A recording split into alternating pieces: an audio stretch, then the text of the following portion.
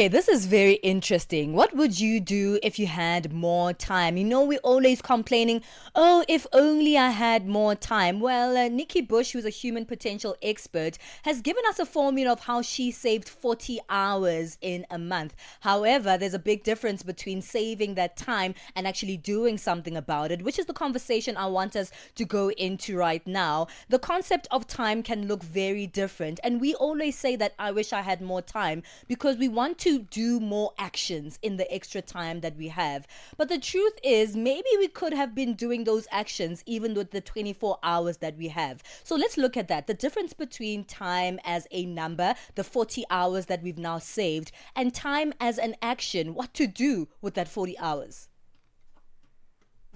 Such a great line. Time as a number versus time as an action, Palesa.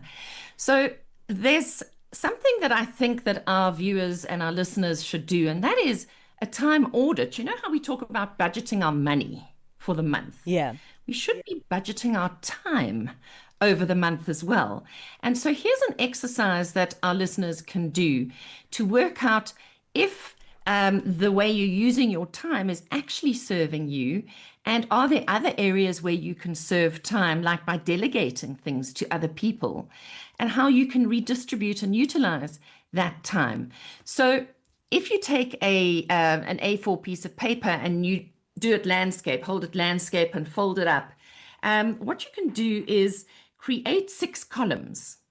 And in the left-hand side column, you write down all the activities that you want to do, whether it's in the saved 40 hours or in your general time during the day.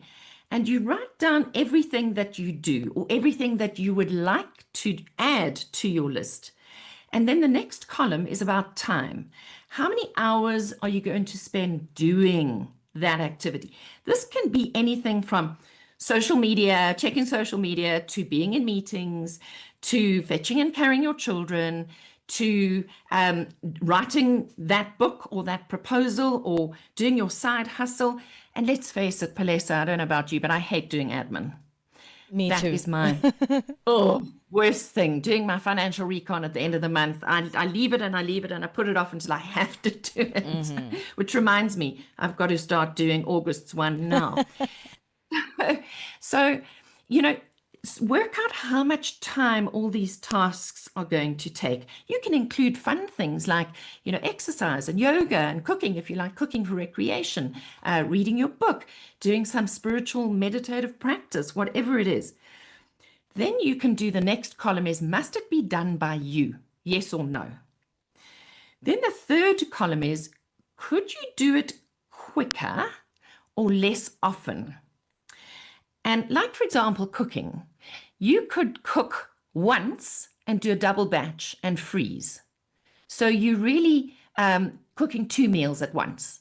And people have forgotten some of these old-fashioned tricks, to always have something in the freezer. And then the next column would be, could somebody else do it? Could you delegate it or outsource it to somebody else? And then the final column is the very modern, hip one, is, could you use AI to help you? Okay. I like that one. But let's just take a step back a little bit there, Nikki, and figure out how do you prioritize the things that you should do? Because at times you can create a list and then find yourselves doing the useless stuff again in the list. It's the prioritization sometimes that's the difficult part, isn't it? Sure. So when it comes to prioritization, I think we need to ask ourselves, how can I best impact the world? With my skill set, with my knowledge, with my experience, how do I add value in the world? This is a really good question to go and contemplate and meditate on. What is the real value that you add? Because we should always be adding value in our relationships, adding value in our families, adding value at work. And you need to be able to quantify that value. What can you do that nobody else can do? Or what are you really good at? Some people are good at detail, dotting I's and crossing T's. You think of an auditor, you think of an accountant, you think of a bookkeeper. Not my kind of job, although I'm an attention to detail person when it comes to words, writing, speaking. So, it's all about where do you add value. So how do I add value? I add value because I am an expert at taking complex stuff, simplifying it to make it accessible for other people. I should be spending a lot more time doing that. And how I express that is in the written word and the spoken word. That's where I should be spending more time rather than doing my own bookkeeping, for example. At my age and stage, I'm not running around children. So that's been taken off my to-do list. Yeah. But then, other things get added, like you have aging parents and you need to visit them and you need to do shopping for them and things like that.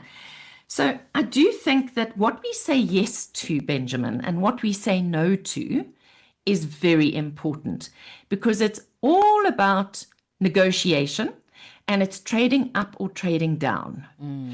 So are you trading up towards adding more impact to the world, adding more value, or are you trading down and minimizing yourself?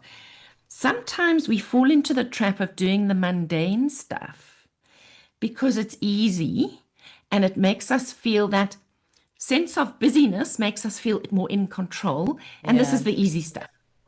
Don't you find sometimes when you make a list, there's some hard stuff and easy stuff? Yeah. And depending on the day, don't you find you start with the easy stuff? Yeah. And sometimes the easy stuff is the stuff you could have given someone else to do, but it actually makes you feel good, so you do it. Well, Nikki, for habits play a huge role in how we maximize our time.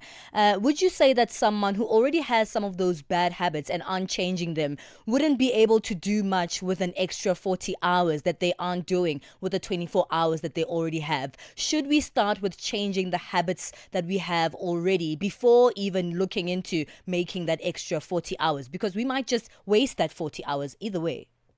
Oh, completely. You're absolutely right. Somebody with bad habits will probably just use the 40 hours to enable more bad habits, to do more things that don't actually add value. So I think there's two lovely, well, firstly, yes, to agree with you, identify the habits that you've got that are stealing your time, your energy, your health, etc., and start substituting those with better habits. That would be a good thing. And you might need a coach, you might need a friend, you might need an accountability partner in order to work through those bad habits and replace them with good ones. But I think there's two lines I'd like to leave our viewers and listeners with today. And that is that what you focus on will flourish. What you spend the most time focusing on is bound to succeed. And money goes where energy flows.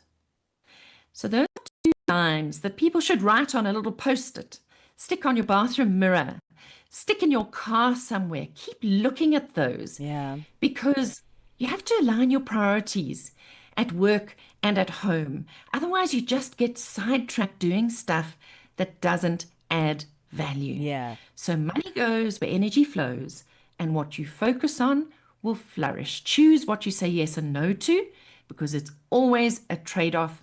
And once you get it right, you can save that time and put it to better use. I love that, Nikki. And that's how we're going to wrap up. I think that's a perfect quote to wrap up this conversation. Money goes where energy flows. And hopefully for those who are going to make an intentional decision to add more hours into their month, they'll use those hours wisely. Money flows where energy goes. So you must start thinking of me. So your money can comes come to you. to me. There it can never be. Thank you so much, Nikki. I think Ben is taking it in another direction altogether. He is not getting a cent from me. It's always a pleasure chatting to you. So if your viewers want more information, they can go to nikkibush.com. Just punch in 40 hours in the search window and you'll get all this information. I love it. That's nikkibush.com. Human potential expert Nikki Bush, helping us to maximize our time, gain more time, but also use it effectively.